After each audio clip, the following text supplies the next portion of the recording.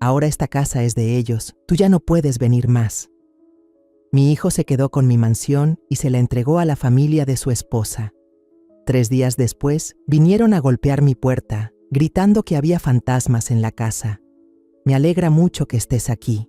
Quédate hasta el final de esta historia y cuéntame en los comentarios desde qué ciudad la estás escuchando. Tengo mucha curiosidad de saber hasta dónde llegará. Una noche sin luna en la mansión de Chapala, justo a la medianoche.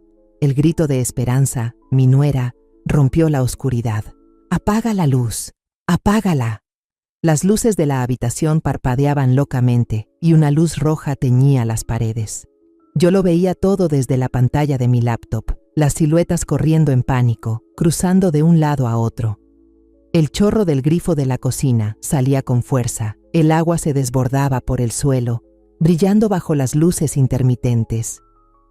Carlota, la madre de Esperanza, se acurrucaba en una esquina de la cocina, con las manos en el pecho y murmurando como si estuviera en trance.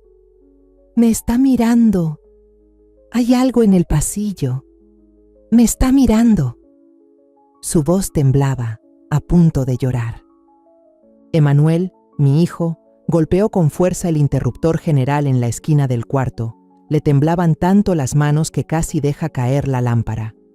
Pero no servía de nada. Las luces seguían parpadeando, rojas y blancas, como si la casa respirara con dificultad. Una voz helada salió, como si hablara entre dientes. «Esta no es su casa. ¡Lárguense ya!». Vi a Xavier, el padre de Esperanza, correr hacia la puerta principal, pero cayó de bruces cuando la puerta se cerró sola con seguro a los 5 segundos. Se levantó como pudo, empapado, con la cara pálida como si hubiera visto un fantasma. En el video del CCTV, los 4 corrían por todos lados, tropezaban entre sí bajo esa luz parpadeante. Esperanza volvió a gritar, la voz le temblaba. «¡Hay alguien en la casa! ¡Lo juro que hay alguien!». Carlota se tapaba la cabeza, sentada en el suelo mientras Emanuel trataba de levantarla. Yo estaba en mi pequeño departamento en Guadalajara, con la taza de té caliente apretada entre las manos. No reí, no sentí satisfacción, pero una frialdad me recorrió el cuerpo, como si en el fondo yo ya supiera que esto iba a pasar. Me quedé mirando la pantalla unos segundos más y luego cerré la laptop con calma. Esa casa, esa mansión, fue mía. El lugar que Raúl, mi esposo, y yo construimos con sudor, lágrimas y todo nuestro corazón. Todo empezó 10 días atrás. Era viernes. Yo, Araceli Martínez, acababa de ordenar unas estanterías en la librería de usados en Guadalajara. Este trabajo ha sido parte de mi vida por más de 30 años, desde que Raúl vivía. Los libros viejos, el olor a papel envejecido, el sonido de las páginas al pasar, eran mis compañeros, mi refugio. Al terminar, cerré el local, tomé mi maleta pequeña, subí al coche y manejé rumbo a Chapala, como cada fin de semana. El camino de Guadalajara al lago de Chapala tiene más de 50 kilómetros, pero nunca me ha cansado. Es el trayecto para volver a casa, a los recuerdos con Raúl. Encendí la radio y puse ese bolero viejo, Sabor a mí. La melodía suave llenó el auto y por un segundo cerré los ojos. Juraría que escuché el silbido de Raúl acompañándola. «¿Sigues aquí, verdad?», murmuré, apretando el volante. Raúl se fue hace 15 años, pero cada vez que regreso a Chapala, siento que está cerca, sentado a mi lado, sonriendo como antes. Pasé por las calles de siempre. El atardecer encendía el lago con un rojo intenso. La mansión apareció a lo lejos, con su techo de tejas rojas y árboles verdes, como un cuadro que he pintado en mi corazón 1000 veces. Pero al girar hacia la entrada, me detuve en seco. El portón no estaba cerrado. Siempre le recordaba al jardinero que lo asegurara bien, pero hoy el portón de hierro estaba entreabierto, como si nadie se hubiera molestado en cerrarlo. Fruncí el ceño pensando, ¿se le habrá olvidado? ¿O vino alguien a regar las plantas? Con mi maleta en la mano crucé el patio. La luz del porche ya estaba encendida, proyectando un resplandor amarillo sobre el camino de piedra. Empujé la puerta principal, entré, y entonces me quedé congelada. Esperanza, mi nuera, Salió de la cocina con un vaso de limonada en la mano, vestida con una bata blanca y el cabello mojado cayéndole por los hombros. Me miró sin saludar, sin sonreír, con una mirada fija, como si yo fuera una intrusa en su casa. Dejé mi maleta en el suelo e intenté mantener la calma en mi voz. «Esperanza, ¿qué haces aquí?» Ella se encogió de hombros, dio un sorbo a su limonada y respondió, seca: «Emanuel y yo vinimos a pasar el fin de semana». En ese momento, Emanuel, mi hijo, salió del dormitorio principal, el cuarto donde Raúl y yo solíamos dormir. Aún tenía el cabello húmedo y estaba envuelto en una toalla, como si acabara de ducharse. «Mamá, no avisaste que vendrías este fin de semana», dijo con un tono algo incómodo, pero de inmediato noté la rigidez en su mirada. Me enderecé, tratando de no perder la compostura. No pensé que tuviera que avisar para venir a mi propia casa. Caminé hacia el sofá de siempre, donde Raúl y yo pasábamos horas mirando el lago por la ventana. Pero Emanuel me bloqueó el paso, se adelantó y su voz cambió de tono, ya sin titubeos. «Mamá, en unos días los papás de Esperanza se van a mudar. Ahora esta casa es de ellos y tú ya no puedes venir». Sentí como si me hubieran dado una bofetada. El corazón me retumbaba, pero me esforcé por mantener la voz firme. «¿Qué estás diciendo? ¿Me están echando de la casa que tu padre y yo construimos?» Esperanza suspiró, se acercó con su vaso en la mano. «No es que te estemos echando, suegra. Solo que mis papás ya están grandes y necesitan un lugar tranquilo y limpio para descansar los fines. En la ciudad se sienten asfixiados». Lo dijo con suavidad, pero cada palabra fue como una puñalada. ¿Sus papás están grandes? ¿Y yo qué? Tengo 58 años. He sudado para mantener esta casa. Y ahora mi nuera me dice que ya no tengo derecho a estar aquí, como si nada. Miré a Emanuel, esperando que dijera algo, que me defendiera. Pero se quedó callado, mirando al piso, como si estuviera de acuerdo con su esposa. «Mamá, creo que deberías entender», murmuró con frialdad. «¿Entender qué?», pregunté. La voz ya me temblaba. ¿Que ya no tengo lugar en mi propia casa? Nadie respondió. El aire se volvió pesado como plomo. Quise gritar, romper todo, pero me quedé quieta, con la mano apretando el asa de la maleta, sintiendo que el mundo se me venía abajo. Después de discutir un rato, entendí que no lograría cambiar nada. Esperanza se dio la vuelta y se metió al cuarto como si yo no existiera. Emanuel solo negó con la cabeza y dijo: «Mamá, regresa a Guadalajara. No hagas esto más difícil». No respondí. Me giré, salí por la puerta. El portón de hierro crujió al abrirlo. El sol ya se había escondido y una luz amarga cubría el jardín. Subí al coche, cerré la puerta de golpe y arranqué.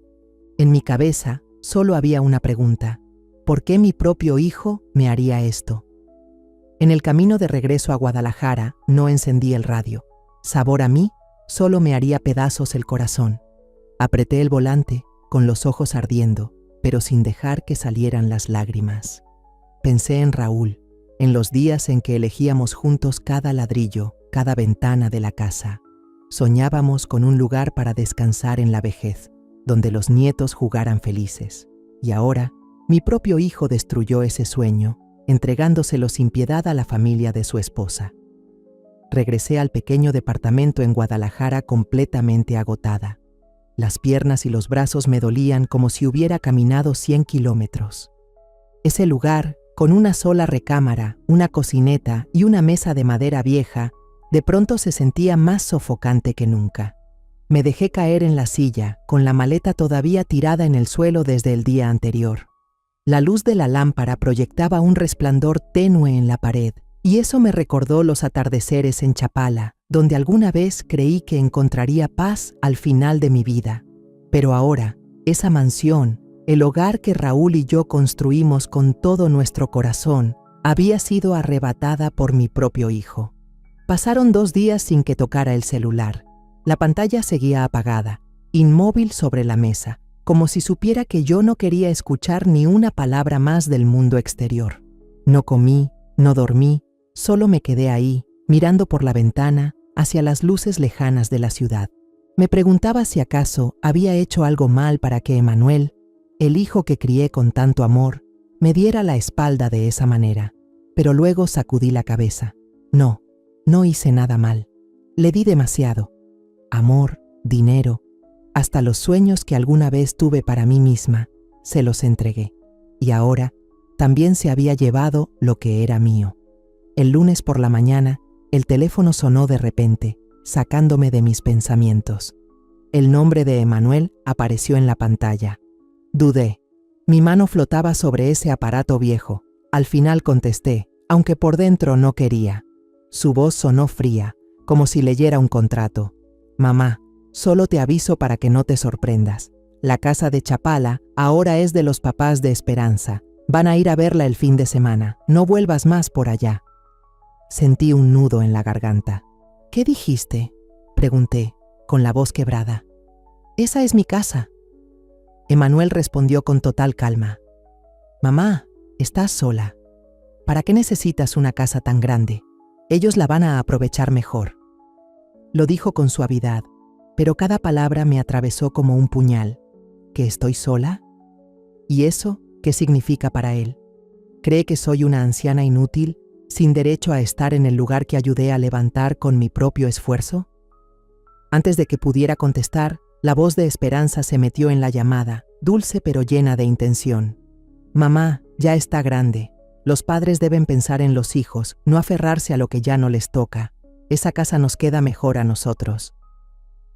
Escuché claramente cada palabra, como si me estuviera echando veneno con una sonrisa. Colgué. La mano me temblaba, el corazón me latía con fuerza. Me dejé caer en la silla, con la sensación de que el mundo se derrumbaba. No solo se llevaron mi casa, también mi dignidad. Miré a mi alrededor, a las fotos viejas colgadas en la pared. Raúl y yo sonriendo el día de nuestra boda, el nacimiento de Emanuel. Todo eso ahora eran pedazos de recuerdos rotos. Quise gritar, quise llamarlo y preguntarle por qué me hacía esto. Pero no lo hice. Solo me quedé ahí, en silencio, dejando que el dolor me carcomiera poco a poco. Al cabo de un rato, decidí ir a casa de Marina, mi amiga de la universidad, ahora abogada retirada. Marina vivía a unas cuantas calles, en una casita acogedora llena de bugambilias y cuadros de acuarela. Toqué la puerta y ella salió a abrir. Con su mirada aguda, notó al instante que algo andaba mal. «Araceli, pareces como si te hubiera atropellado un camión», dijo, jalándome hacia adentro y poniéndome una taza de café caliente en las manos. Me senté y le conté todo, desde el momento en que vi a Esperanza en la cocina hasta la llamada que acababa de recibir. No lloré, pero la voz me temblaba, y sé que Marina lo notó. Marina frunció el ceño y dejó la taza de café sobre la mesa. Debería pensar en tomar acciones legales. Si se atrevieron a adueñarse de la casa así de descaradamente, también pueden falsificar documentos. Sus palabras fueron como un destello en mi mente. Documentos. Claro, yo tengo los documentos. Tengo todos los papeles en regla, dije con voz más firme. Mañana se los traigo para que los vea. Marina asintió y me apretó la mano. Bien. No deje que piensen que usted es alguien fácil de pisotear. Esa noche regresé al departamento. Abrí el viejo cajón de madera en mi recámara. Saqué una carpeta cubierta de polvo. Adentro estaban los documentos. La escritura a mi nombre, Araceli Martínez. El contrato de compraventa de la casa en Chapala, firmado hace más de 20 años, con la firma de Raúl, su letra fuerte y decidida. Fui pasando las hojas, mis dedos rozando las líneas de texto como si tocara los recuerdos. Eso era prueba. Era sangre. Era sudor de Raúl y mío. No podían quitármelo así nada más. Me senté frente a la mesa. Coloqué la carpeta delante de mí. Ya no me temblaban las manos, ni se me nublaban los ojos. Miré la foto de Raúl sobre el librero, sonriendo con ese sombrero de paja ladeado. ¿Ves esto, Raúl?, susurré. Nuestro hijo nos traicionó, pero no voy a dejar que gane. Abrí el cajón inferior y saqué una libreta azul. En la portada, con su letra, decía: Apuntes técnicos, Raúl. Era la libreta donde él anotaba ideas sobre la instalación eléctrica, el sistema de agua, y pequeños diseños para la casa. Abrí la primera página, leí su letra desordenada y sonreí. Raúl, si estuvieras aquí, seguro te reirías y dirías, ya es hora de levantar la cabeza y recuperar el honor, Araceli. 3 días después de la llamada de Emanuel, no recibí ninguna otra, ni una visita, solo mensajes fríos. Cada línea en la pantalla era como una puñalada. El primer día, Emanuel escribió, «Mamá, no te estreses. Esto es lo mejor para todos. También necesito quedar bien con sus papás». Leí eso apretando el teléfono, sintiendo que la sangre me hervía. ¿Lo mejor para todos? ¿Y yo, que construí esa casa con sudor y lágrimas? ¿Dónde quedo yo? El segundo día, otro mensaje. «Ya cambiamos la chapa». 4 palabras, pero cada una fue como una bofetada. No solo me quitaron la casa, también me cerraron la puerta en la cara, como si fuera una extraña. El tercer día llegó el último mensaje. «Iremos a la casa este fin de semana a descansar. Esperamos que no haya problemas». Miré la pantalla con el corazón pesado. Ni una disculpa, ni una explicación. Yo, Araceli Martínez, la que compró esa casa con su propio dinero, ahora era tratada por su hijo y nuera como un estorbo. Estaba sola en la cocina pequeña de mi departamento en Guadalajara. Frente a mí, la cena ya fría, una sopa de frijol que se había enfriado desde el mediodía. Esa cocina alguna vez estuvo llena de risas, cuando Raúl vivía, cuando Emanuel era niño y correteaba pidiéndome flan.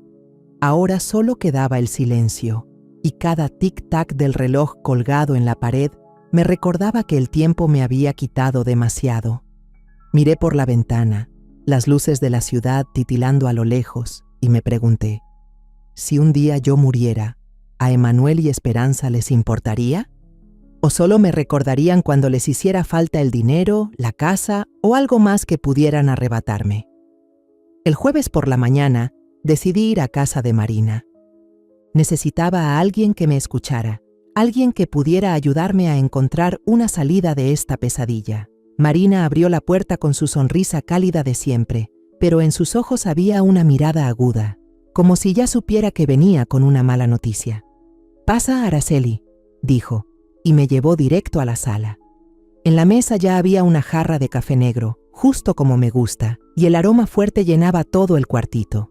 Me senté, puse la carpeta de documentos sobre la mesa y empecé a hablar.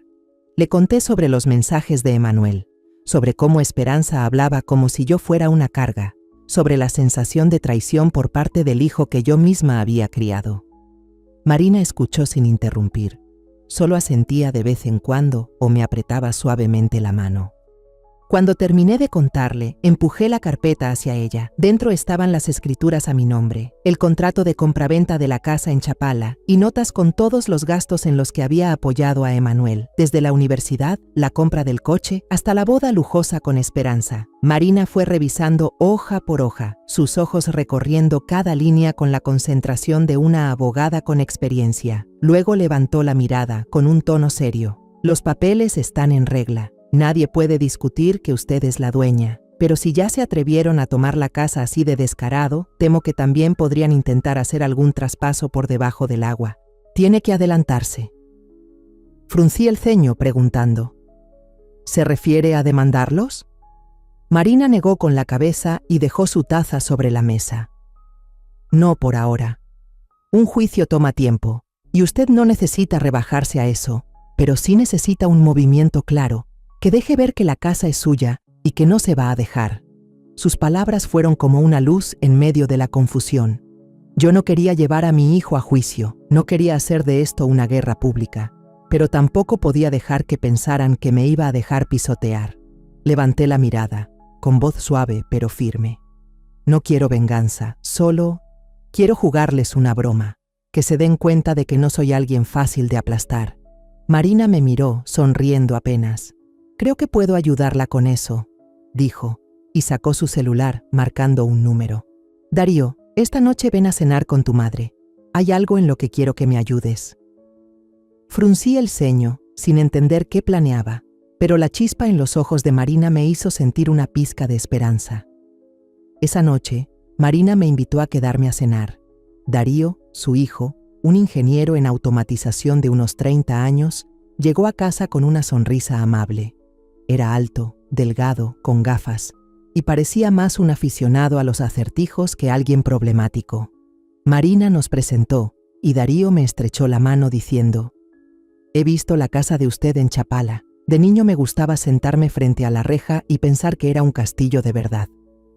Sus palabras me sacaron una sonrisa sin querer. Esa casa para mí no era solo un hogar, era un sueño compartido con Raúl. Escuchar a Darío hablar de ella me calentó el corazón, aunque fuera un poco. La cena fue cálida y acogedora. Marina cocinó pozole, el olor a maíz y chile llenaba todo el ambiente. Después de comer, nos quedamos alrededor de la mesa y empecé a contarle un poco mi historia.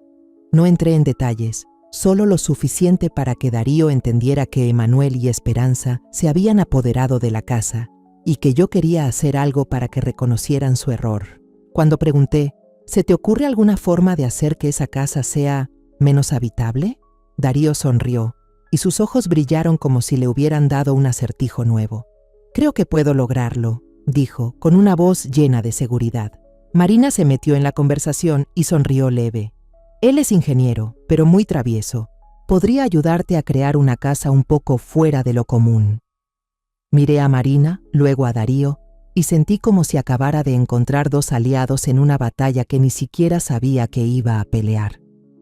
Nos sentamos de nuevo en la mesa del comedor y empezamos a planear. Darío me preguntó sobre la estructura de la casa, el sistema eléctrico, el agua y los pasillos de la propiedad. Le respondí con detalle, imaginando en mi mente cada rincón, cada marco de puerta que Raúl y yo habíamos escogido. Darío tomaba nota rápidamente, asentía de vez en cuando, como si ya estuviera armando algo en su cabeza. Todavía no sabía cuál era su plan, pero por primera vez en semanas sentí una chispa dentro de mí. No era odio, ni esa rabia que lo quiere quemar todo. Era alegría, alegría de saber que todavía tenía control, que aún podía hacer algo para proteger lo que era mío. Miré a Marina y a Darío, que hablaban animadamente sobre dispositivos técnicos, y pensé: ¿lo ves, Raúl? No estoy sola.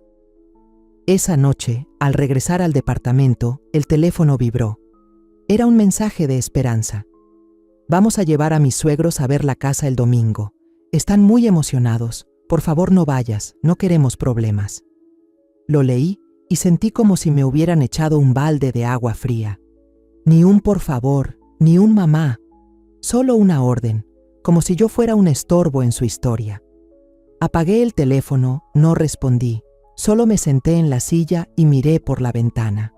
Las luces de la ciudad seguían parpadeando, pero ya no me hacían sentir sola. Al día siguiente por la tarde, manejé hasta el departamento de Darío en Chapala. El lugar quedaba en una calle tranquila, a solo 3 casas de mi propiedad. Al entrar, el aroma a café recién hecho me llegó de inmediato, y el orden del lugar me sorprendió. No era lo que imaginaba de un joven ingeniero. El departamento de Darío era acogedor, con varios modelos técnicos pequeños sobre la mesa, un pizarrón con esquemas del sistema de iluminación colgado en la pared y una estantería llena de libros de ingeniería y novelas. Me saludó con una sonrisa amigable y me ofreció sentarme en una silla con cojines suaves al lado de la ventana con vista al lago. «Señora Araceli, preparé algunas cosas para que las vea», dijo Darío con entusiasmo. Puso sobre la mesa una serie de dispositivos de muestra, explicando cada uno como si fuera un maestro dando clase. Había un sensor de movimiento con sensibilidad ajustable, luces LED inteligentes que cambiaban de color según una programación, un pequeño dispositivo de sonido que podía grabar voces, una cerradura biométrica y una minicámara con ángulo de 360 grados.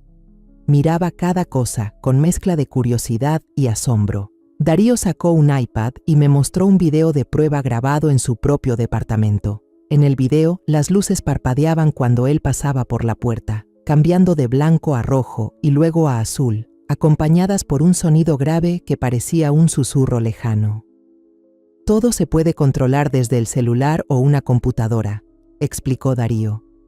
«Se puede programar para que se active por movimiento, por horario o incluso por ciertos comportamientos dentro de la casa».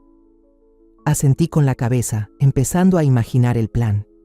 Darío desplegó un plano impreso de la propiedad que yo había traído, con las habitaciones, puertas y pasillos claramente marcados. Le señalé cada lugar, explicándole cómo estaba distribuida la casa, desde el recibidor amplio hasta el pasillo que subía al segundo piso, desde la sala con vista al lago hasta la cocinita donde Raúl y yo preparábamos café todas las mañanas. Darío escuchaba con atención, tomaba notas rápido y hacía bocetos de cómo colocar los dispositivos directamente sobre el plano. «Aquí puede ir el sensor», dijo señalando una esquina del pasillo. «Las luces LED van en el techo de la sala, y los altavoces pueden esconderse detrás del librero». Lo observaba trabajar y sentía que estaba colaborando con un artista que prepara una gran obra.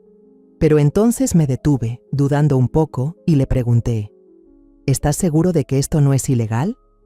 Darío sonrió, se acomodó los lentes y dijo, «Usted no está tendiendo trampas, no está tocando a nadie ni grabando en secreto. Esta es su casa, solo está ajustando un poco la experiencia». Sus palabras me tranquilizaron, pero igual le dije firme, «Nada de hacerle daño a nadie, Darío. Solo quiero que entiendan que ese lugar ya no los quiere ahí». Él asintió con voz segura. «Lo entiendo. Nadie va a salir lastimado, pero le prometo que no van a querer volver». Darío me dijo que necesitaba más tiempo para preparar los dispositivos y afinar el plan. Acepté y quedamos de vernos de nuevo a la mañana siguiente para continuar. Al salir del departamento, pasé manejando frente a mi casa. La mansión estaba en silencio bajo la luz del atardecer, con las puertas cerradas y sin un alma a la vista. Me detuve y miré por la reja de hierro. Los árboles verdes que Raúl había plantado seguían moviéndose con el viento. Una vecina, doña Rosa, estaba regando sus plantas cerca de ahí, me vio y saludó con la mano. «Araceli, tenía rato sin verla por aquí», gritó. Me acerqué, platicamos un poco y le pregunté si había visto a Emanuel o a Esperanza. «Todavía no», respondió doña Rosa. «Ellos solo vienen los fines de semana. Estos días la casa ha estado cerrada». Asentí, le agradecí y volví al coche. Sentí algo de alivio, sabiendo que la casa aún me esperaba, como una vieja amiga fiel. Esa noche volví a Guadalajara y pasé a casa de Marina. Nos sentamos en el patio trasero, el mismo rincón donde solíamos tomar té cuando éramos jóvenes, cuando Raúl y el esposo de Marina aún vivían. En esas tardes hablábamos de nuestros hijos, de nuestros sueños y de envejecer juntas. Ahora el patio seguía igual, pero solo estábamos Marina y yo, con 2 tazas de té de canela humeando. Marina me miró y preguntó, «¿Tienes miedo, Araceli?» Negué con la cabeza y tomé un sorbo de té. «No, solo me pesa no haber hecho esto antes». Marina me apretó la mano con voz cálida. «Más vale tarde que nunca». Sus palabras me dieron fuerza. Le conté sobre la reunión con Darío, sobre los aparatos que estaba preparando y cómo el plan iba tomando forma. Marina sonrió con brillo en los ojos. «Sabía que ese niño te iba a sorprender. Es igualito a su padre, travieso pero muy listo». Volví al departamento, encendí la laptop y empecé a crear la cuenta para controlar el sistema inteligente que Darío iba a instalar. Elegí el nombre de usuario, Dueña Verdadera. Mientras tecleaba cada letra, sentí una energía nueva en el pecho. Por primera vez en semanas, dejé de sentirme una extraña en mi propia historia. Murmuré como si hablara con Raúl. «Esa es nuestra casa, amor. Y ahora va a hablar por mí». El sábado en la madrugada, manejé de regreso a Chapala, tranquila, pero decidida. El sol apenas salía y la luz dorada caía sobre el camino hacia la mansión. Al llegar, Darío ya me esperaba en la entrada, al lado de una camionetita con 3 cajas llenas de equipos. Me saludó con la mano, con una sonrisa de niño a punto de hacer una travesura. «¿Lista, doña Araceli?», preguntó con entusiasmo. Asentí y abrí el portón. El olor familiar del pasto y los árboles me envolvió, pero esta vez no entré como una dueña que vuelve a su hogar. Entré como una arquitecta, lista para convertir la casa en un escenario para la obra que había estado planeando. Darío abrió la caja de los dispositivos y fue sacando todo: sensores infrarrojos, luces LED de alta potencia, bocinas graves ocultas, cerradura electrónica, cámaras mini y un controlador central compacto como una caja negra. Lo vi acomodar cada cosa en el patio y sentí que estaba presenciando un plan militar en acción. Vamos a convertir esta casa en un lugar donde no van a querer quedarse mucho tiempo, dijo Darío mientras revisaba uno de los sensores. Yo sonreí sin decir nada, pero por dentro sentía una emoción tremenda. Empezamos con la instalación. Darío se movía ágil, subía la escalera para poner sensores de movimiento en los pasillos, escaleras, sala, corredores y puertas de los cuartos. Yo le ayudaba, pasándole herramientas o sujetando la escalera, a veces indicándole el punto exacto según el plano de la casa.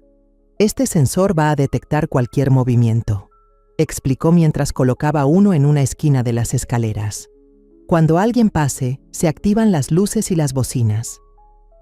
Asentí con la cabeza, imaginando a Emanuel o Esperanza entrando en pánico cuando todo empiece a moverse solo. Luego pusimos las luces LED. Darío las programó para que parpadearan cambiando de rojo a blanco y luego azul cada vez que el sensor detectara movimiento. El rojo los va a asustar más, dijo mientras ajustaba una lámpara en el techo de la sala. Yo estaba abajo, viendo cómo parpadeaban las luces, y sentí como si la casa respirara, lista para hablar. Después, Darío escondió las bocinas graves detrás de una estantería y bajo el mueble de la cocina. Yo ya había grabado algunas frases con mi voz en susurros, hechas para sonar confusas y aterradoras. Sal de aquí. No toques eso. Sigo aquí. Darío puso una prueba y mi voz se escuchó, grave y baja, como si saliera de las paredes. Me dio un escalofrío, aunque sabía que era mi propia voz. Escondimos un proyector chiquito detrás de la estantería de la sala. Darío explicó que iba a proyectar siluetas borrosas moviéndose por el techo y las paredes, usando simulación infrarroja para crear un efecto de fantasma. Van a pensar que hay alguien en la casa, dijo con los ojos brillando. Yo asentí, imaginando a Carlota o a Xavier entrando en pánico al ver esas sombras. Las cámaras mini, con visión nocturna, se colocaron en rincones ocultos y se conectaron directo a mi celular. Puedes ver todo desde tu teléfono, me dijo Darío, mostrándome la app en la pantalla. Probé girar una cámara y vi la sala claramente. Sentí que el control volvía a mis manos. Por último, instalamos un sistema en las llaves del baño y la cocina para que soltaran agua de forma repentina y aleatoria. Esto los va a volver locos, rió Darío mientras abría la llave en la cocina. El agua salió con fuerza, chorreando al piso, y yo sonreí pensando en Esperanza resbalando en medio del susto. En la tarde, hicimos una prueba final. Caminé por el vestíbulo fingiendo ser una extraña. Las luces cambiaron al instante. Rojo fuerte, luego blanco brillante. Se escucharon pasos fuertes por las bocinas y el grifo de la cocina se activó de golpe. Me quedé en medio del pasillo, viendo la casa como si fuera un ser vivo, y asentí con satisfacción. Perfecto, dije. Ya está, Darío. Apaga el sistema. Que se active solo a las 11:59 de la noche. Darío asintió y tecleó algo en el panel de control. Listo, señora. Todo se activará a la hora exacta. Recogimos las herramientas, cerramos las cajas y salimos de la casa. Cuando cerré el portón, volteé a verla una vez más. Ahí seguía, callada, pero yo sabía que en unas horas hablaría por mí. Sentí dentro de mí una fuerza nueva. No era rabia, era la seguridad de alguien que está reclamando lo que es suyo. Manejé de regreso al depa en Guadalajara, abrí la laptop y me metí al sistema de monitoreo de la casa. En la pantalla apareció: modo activado, sábado, 23:59 p.m. Revisé las cámaras. La casa estaba oscura, en silencio, como esperando. Me preparé un té de canela, me senté en el sillón y miré el reloj. Faltaban unas horas para que empezara el plan. Pensé en Raúl, en esos días en los que pintábamos las paredes, sembrábamos plantas y soñábamos con una casa llena de risas. ¿Ves, Raúl?, susurré. Estoy defendiendo lo que construimos. No con venganza, sino recordándoles que esta es nuestra casa. Miré por la ventana.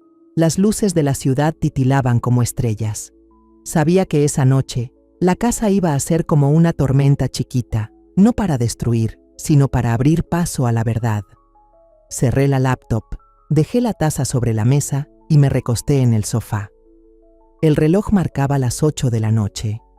Faltaban pocas horas. Cerré los ojos, sin miedo, sin nervios. Solo sentía paz, como si Raúl estuviera en algún rincón, tomándome la mano, diciéndome: «Lo hiciste bien, Araceli». Y supe que iba por el camino correcto. El domingo en la mañana me desperté temprano, preparé un café negro y me senté frente a la laptop en mi depa chiquito de Guadalajara. En la pantalla, todo seguía tranquilo en las cámaras de la casa. Como a las 9, vi la camioneta plateada de Emanuel entrar por el portón, cruzando la reja como si siempre hubiera sido suya. Apreté la taza, pero no sentí coraje. Solo observé en silencio, sabiendo que hoy la casa hablaría por mí. En las cámaras vi a Emanuel bajarse del coche con llaves en la mano, la cara con esa expresión de triunfo al no verme por ningún lado. Esperanza abrió la puerta del copiloto y ayudó a bajar a sus papás, Carlota y Xavier. Los tres bien arreglados, Carlota con un vestido de flores, Xavier con camisa blanca y maleta en mano, como si llegaran a su casa de campo. Esperanza señaló el pórtico y dijo algo. No lo escuché, pero por su boca supe que dijo: «Esta casa ya es de mis papás». Entraron al recibidor riéndose, sin imaginarse lo que les esperaba. Cambié la cámara siguiendo cada paso que daban. Dejaron las maletas en la sala, caminaron por toda la casa, mirando cada rincón. Carlota acarició el sofá y asintió, satisfecha. Xavier abrió las puertas del patio para ver el lago, y Emanuel con Esperanza se metieron a la cocina por agua del refri como si fuera su casa desde hace años. Miré la pantalla, apretando los labios. Esta noche, pensé, se les va a acabar la risa. Por la tarde, comenzaron a preparar una comida. Por las cámaras vi a Esperanza arreglar la mesa en el jardín, con mantel blanco, copas de vino y platos que bajaron del coche. Carlota y Xavier se sentaron en sillas de mimbre, riéndose con Emanuel. Pusieron música, una canción pop animada, y brindaron. Escuché por encima a Esperanza decir: «Salud por la nueva casa de mis papás». Sonreí con ironía y apagué el audio de las cámaras. Está bien que se diviertan. Esta noche la casa les dará una bienvenida que no van a olvidar. A las 11:59 en punto de la noche del sábado, el sistema que Darío había instalado se activó automáticamente. Puse todo en pantalla completa y me puse a monitorear cada ángulo de las cámaras. Las luces del vestíbulo empezaron a parpadear de repente, rojo, blanco, como un corazón latiendo fuera de control. Emanuel, que justo venía del pasillo hacia la sala, se detuvo en seco, sobresaltado. De las bocinas en el techo salió mi voz, distorsionada por el software, con un tono helado. «Esta no es su casa. Lárguense de aquí». Emanuel volteó, pálido, mirando alrededor como buscando de dónde venía la voz. Carlota salió corriendo del cuarto, agarrándose el pecho, gritando: «¿Qué está pasando? ¿Quién dijo eso?». Xavier la siguió, pero cuando llegó a la puerta principal ya estaba cerrada con seguro. El sistema de bloqueo automático de 5 segundos se había activado. Empezó a golpear la puerta, pero no servía de nada. Los 4 se pusieron nerviosos, corriendo por la sala, tratando de prender las luces. Pero las luces solo parpadeaban con más fuerza, el brillo tan intenso que parecía que los iba a tragar. Desde el techo, una silueta difusa pasó volando. Era una proyección desde un proyector oculto detrás del librero. Carlota gritó: «¡Hay alguien en la casa! ¡Lo vi!». Esperanza corrió hacia la cocina, pero resbaló cuando el grifo del fregadero se activó solo y el agua se desbordó por el piso, empapándola. «¿Qué carajos es esto?», gritó, intentando levantarse. Emanuel corrió al panel de electricidad, golpeando los interruptores, pero no encontró nada. Darío lo había escondido en una caja cerrada. Las bocinas seguían reproduciendo mi voz, ahora más distorsionada y rara. «Lárguense de aquí. Esta es mi casa. ¿Quién les dio permiso para entrar?». Carlota se dejó caer al suelo, vomitando en seco, mientras Xavier se tambaleaba, con las manos en la cabeza, balbuceando cosas sin sentido. 8 minutos después, el sistema desbloqueó la puerta principal. Los 4, empapados y con el miedo pintado en la cara, salieron como pudieron. Esperanza gritaba, con la voz rota: «Esa casa está embrujada, no es normal, ahí hay fantasmas, te lo juro». Carlota se aferraba a ella, pálida como un papel, y Xavier casi se desmaya. Emmanuel, el último en salir, ni se atrevió a voltear. Todos se subieron al SUV, que arrancó de inmediato, rechinando las llantas sobre la grava. Yo seguía mirando la pantalla, viendo cómo las luces traseras desaparecían en el camino que salía de la casa. Apagué las cámaras y me enderecé en la silla de madera junto al escritorio. La pantalla volvió a su estado normal y la casa quedó en silencio, como si nada hubiera pasado.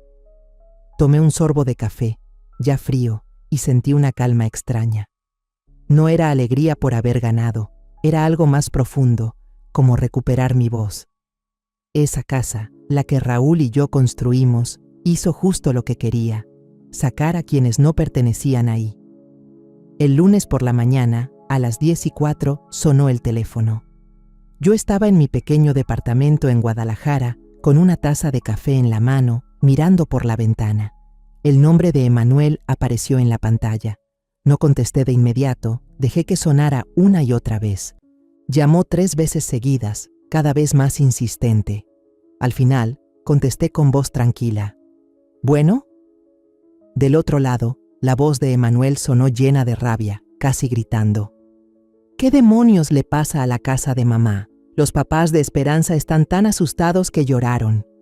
Tomé otro sorbo de café y respondí suave: «Ni idea.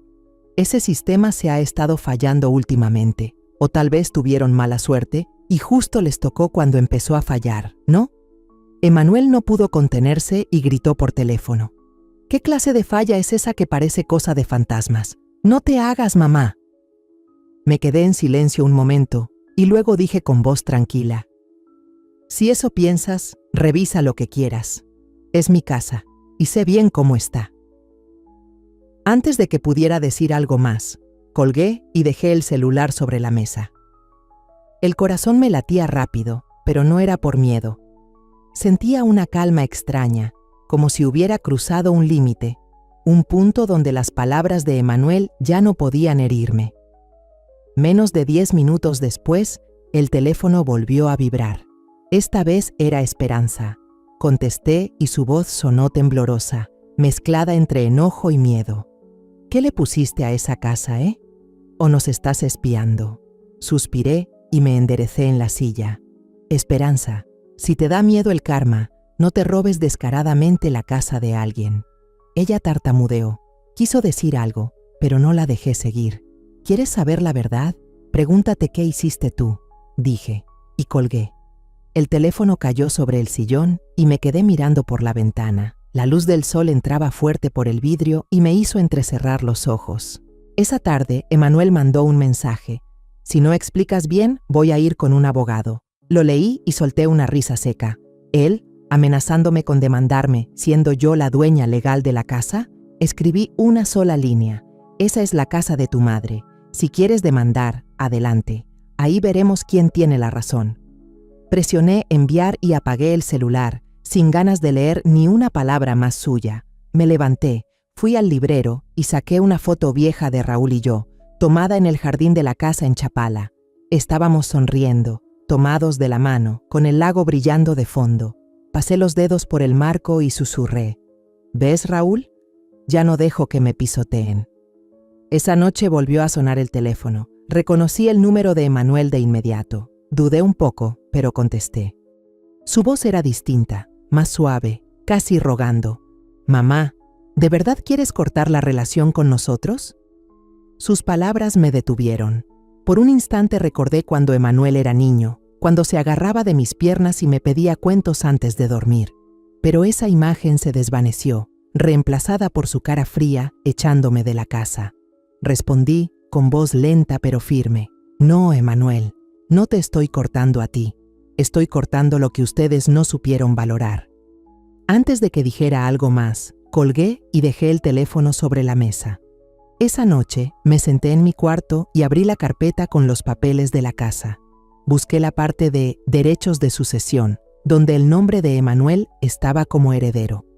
Tomé una pluma y lo taché con firmeza, cada trazo de tinta negra claro y decidido.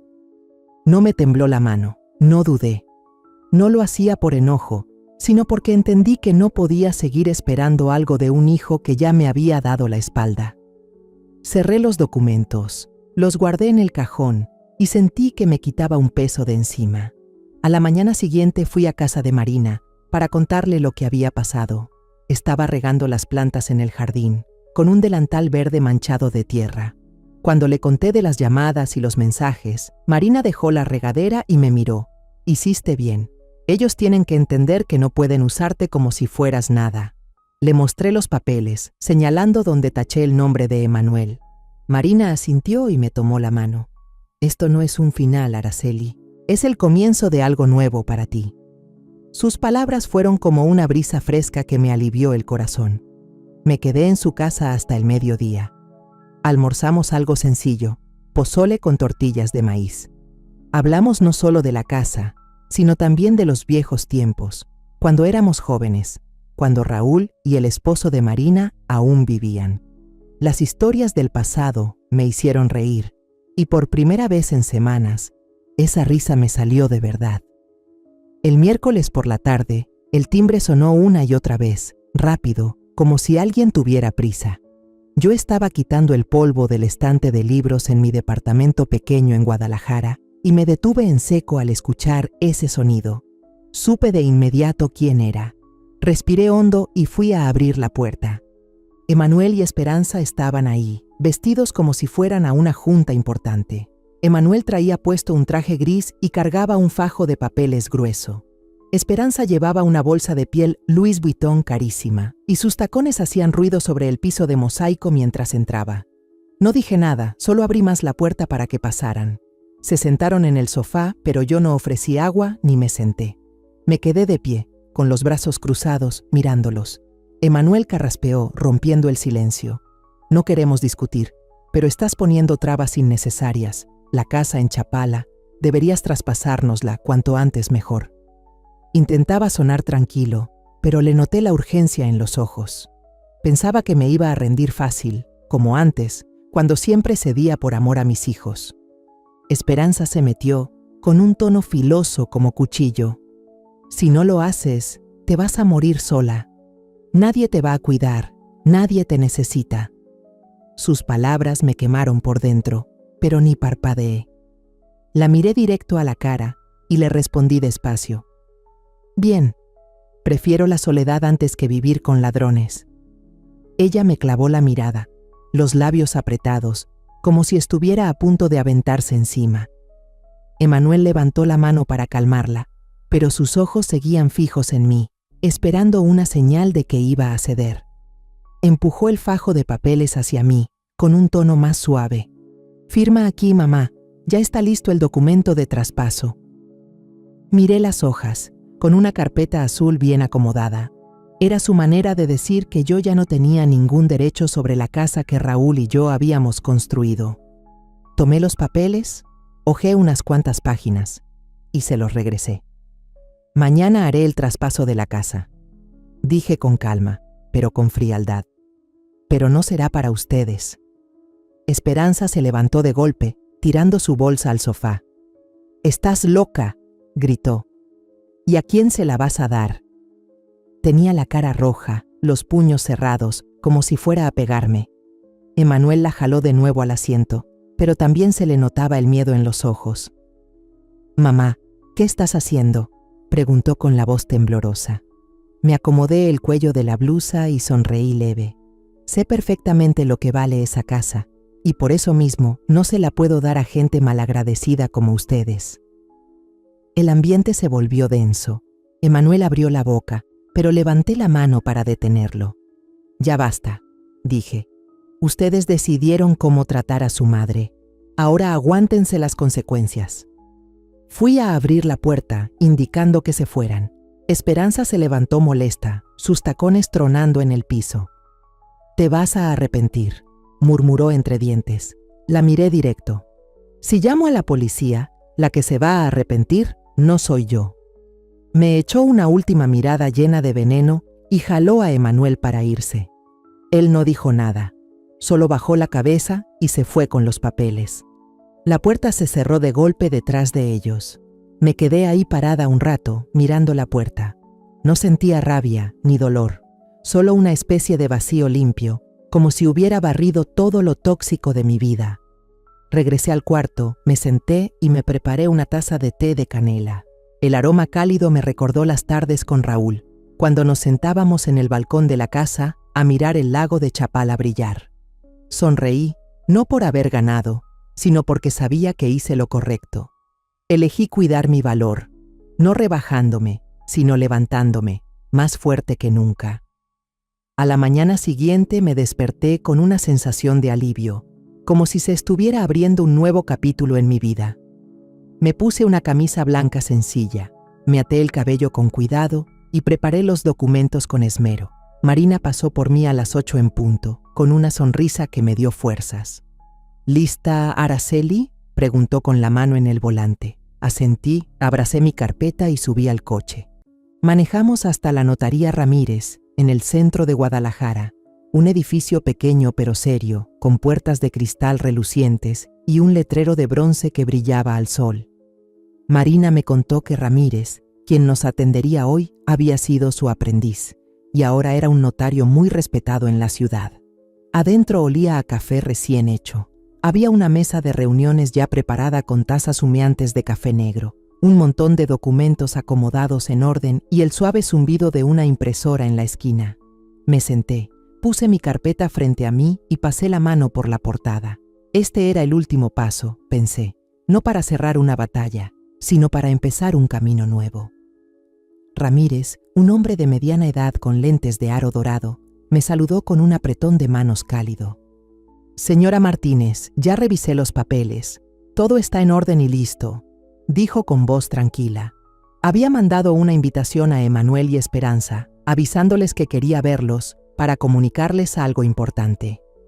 Sabía que vendrían, no por interés real, sino porque pensaban que podrían presionarme a ceder. A las 9 en punto, la puerta de la sala se abrió. Esperanza entró primero, con el ceño fruncido y los tacones golpeando el piso de madera.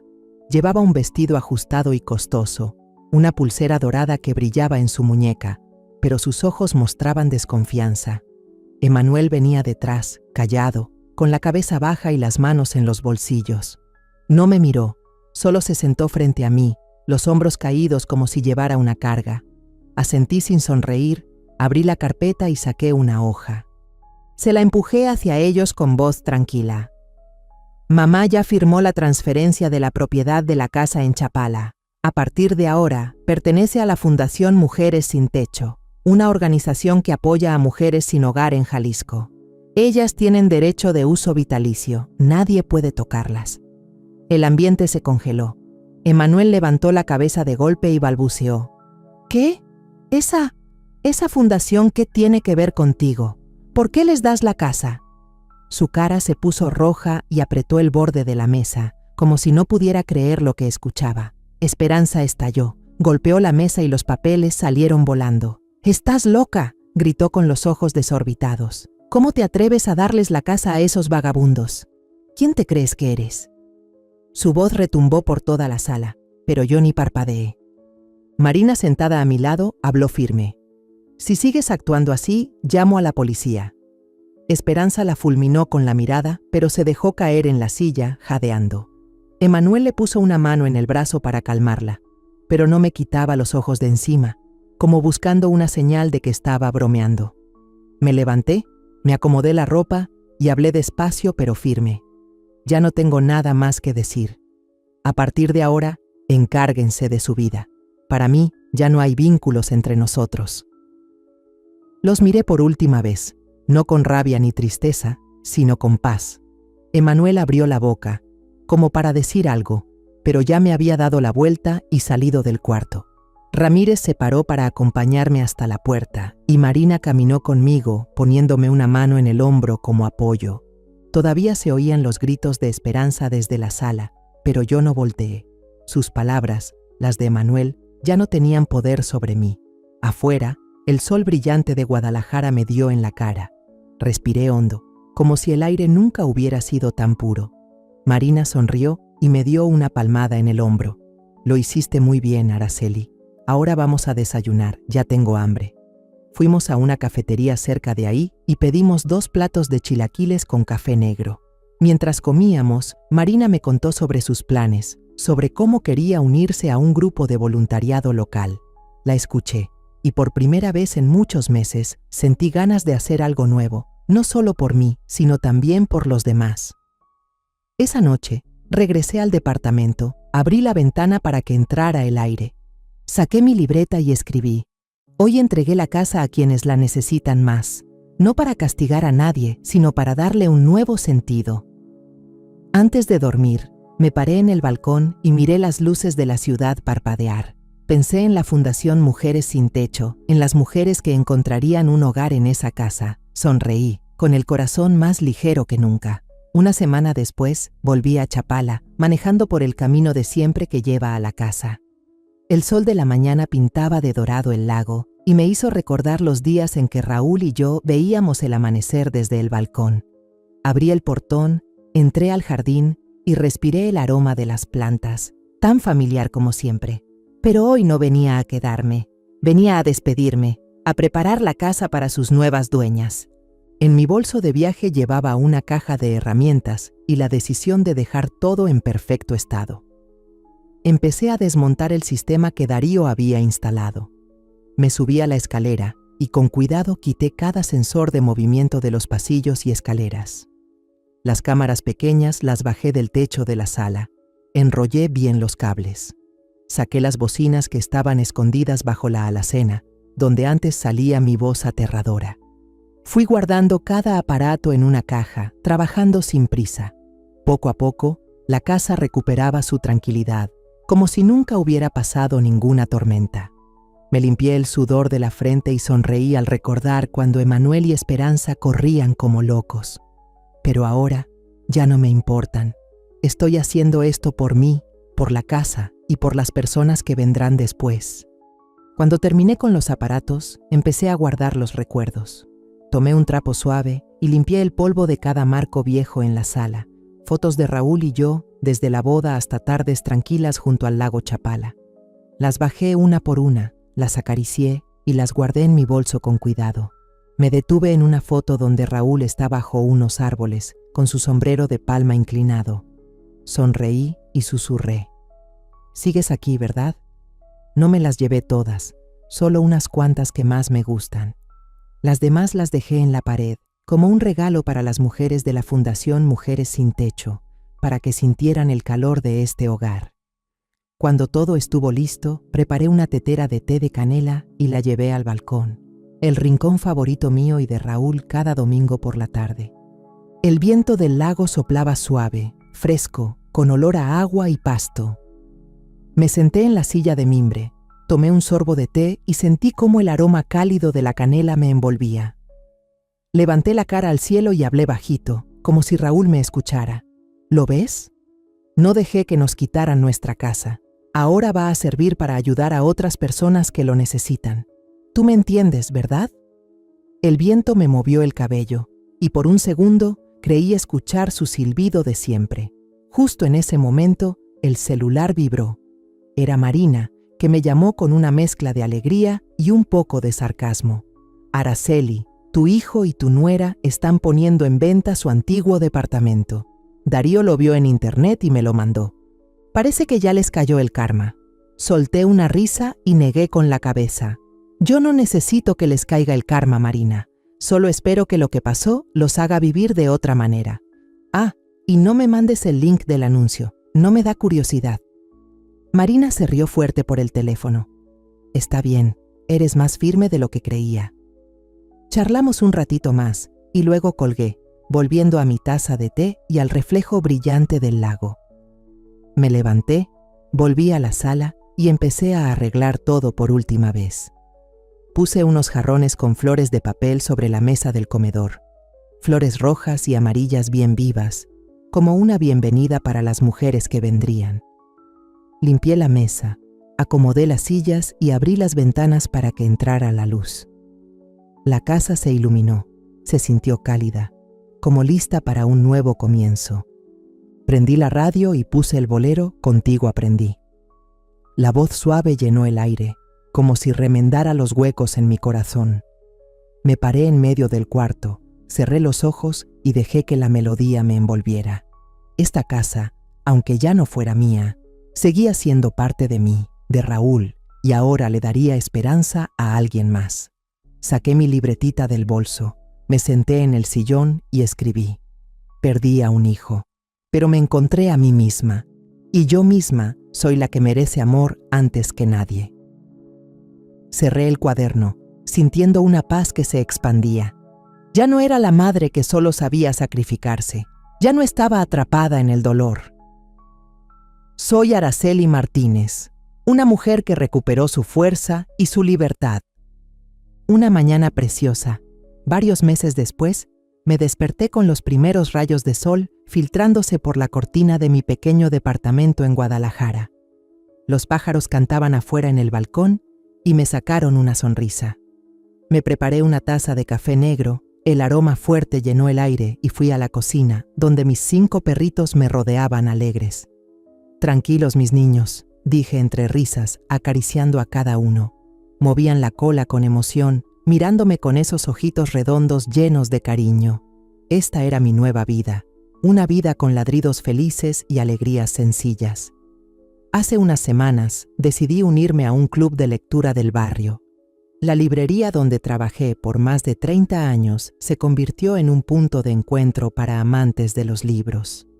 Un día, una joven llamada Sofía, clienta de siempre, me propuso unirme a su grupo de lectura. Doña Araceli, usted sabe un montón de libros. ¿Por qué no viene a compartir con nosotros?, me dijo con los ojos brillantes. Al principio dudé, pero acepté. Desde entonces, cada martes y jueves voy a una cafetería cerca de la librería, me siento con Sofía y 10 personas más, y hablamos sobre novelas, desde Gabriel García Márquez hasta Elena Ferrante. Esas charlas me hacen sentir rejuvenecida, como si explorara el mundo de nuevo a través de los libros y las historias de los demás. Pero lo que más me alegra son mis 5 perritos. Una tarde, pasando por un centro de rescate animal en Guadalajara, vi un cartel que decía, «Buscan hogar perritos adorables». Entré solo para mirar, pero no pude irme. Los 5 perritos, que luego llamé Luna, Sol, Estrella, Nube y Rayo, estaban acurrucados en un rincón, con los ojos llenos de esperanza. Eran chiquitos, de pelito suave, pero muy delgados por los días en la calle antes de ser rescatados. ¿Quiere adoptarlos?, me preguntó la encargada. Asentí sin dudar. Desde ese día, mi departamento nunca más volvió a estar en silencio. Cada mañana llevo a mis 5 perritos al parque cerca de casa. Luna, la traviesa de pelaje blanco, siempre corre adelante y trae ramitas pequeñas. Sol, el de pelo dorado y tranquilo, prefiere echarse bajo un árbol y mirar a la gente pasar. Estrella, con su pelaje negro brillante, ladra cada vez que ve un pájaro volar. Nube, el tímido de pelo gris, no se me despega. Y Rayo, el cafecito veloz como un rayo, le encanta correr detrás de las sombras en el pasto. Esos paseos no solo alegran a los perritos, también son mi medicina para el alma. Sonrío más, camino más ligera y olvido esos días tan pesados que quedaron atrás. Una mañana, mientras caminábamos, conocí a Diego, un hombre de mi edad que también paseaba a sus 2 perros, un pastor alemán llamado Max y un poodle llamado Coco. Diego tiene cara de buena gente, cabello entrecano y una sonrisa que da calma. «Vaya, ¿y cómo le haces para manejar a todo este batallón?», me bromeó, señalando a los míos. Me reí y le conté cómo adopté a cada uno. Diego asintió y dijo que él también rescató a Max y Coco de un refugio. Desde ese día nos encontramos seguido en el parque, hablando de perros, de libros y a veces de la vida. Diego fue profesor de literatura, ya está jubilado y vive solo. Me contó sobre sus días en el aula, sobre sus alumnos y sobre su esposa, que falleció hace 10 años. Yo le hablé de Raúl, de la librería y de cómo fui reencontrándome conmigo misma después de tantas vueltas. Nuestras historias, como riachuelos, se fueron juntando hasta formar una conexión simple, pero muy profunda. Una tarde, Diego y yo estábamos sentados en una banca del parque, mirando a los perros jugar. Luna le trajo una pelota a los pies y él soltó una carcajada, la lanzó y ella salió disparada. «Araceli, ¿cree que la vida a veces nos da sorpresas bonitas?», me preguntó. Asentí, viendo a Sol bostezar bajo el sol. «Claro que sí. Nunca imaginé tener esta pequeña familia, y tampoco amigos como usted». Diego sonrió, con los ojos brillando. «A mí me pasa igual. Conocerla a usted y a estos loquitos de 4 patas ha sido lo mejor que me pasó en meses». Esa noche, ya en casa, les di de comer a los perros y me senté junto a la ventana a escribir en mi diario. Hoy entendí que la vida todavía tiene cosas hermosas. 5 perros, el club de lectura y Diego. Me recuerdan que no estoy sola. Volví a sonreír, y ese es el regalo más valioso. Cerré el cuaderno, prendí el radio y puse una canción bolero al azar. La voz empezó a sonar y cerré los ojos imaginando a Raúl sonriendo en algún rincón. «¿Ves?», susurré. «Estoy viva, de verdad viva, y soy feliz».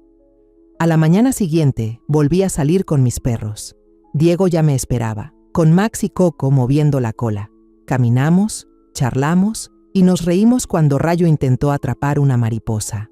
Miré el cielo azul, sentí el viento fresco en la cara y noté que el corazón ya no me pesaba. Esta nueva etapa no solo trata de sanar el dolor, sino de abrirme otra vez y dejar entrar nuevas alegrías. Sé que, desde ahora, cada día será un paseo lleno de sol, con 5 perros, buenos amigos y una Araceli Martínez llena de vida. La historia que contamos es ficticia, pero está basada en algunos hechos reales. Los nombres y lugares han sido cambiados para proteger la identidad de quienes estuvieron involucrados. No contamos esto para juzgar, sino con la esperanza de que alguien escuche y se detenga a pensar: ¿cuántas madres están sufriendo en silencio dentro de su propia casa?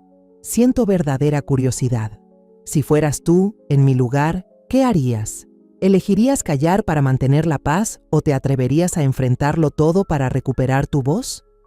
Quiero saber lo que piensas, porque cada historia es una vela que puede iluminar el camino de alguien más. Dios siempre bendice, y yo creo firmemente que el valor nos lleva a días mejores. Mientras tanto, en la pantalla final te dejo 2 de las historias más queridas del canal. Te aseguro que te sorprenderán. Gracias por haberte quedado hasta aquí.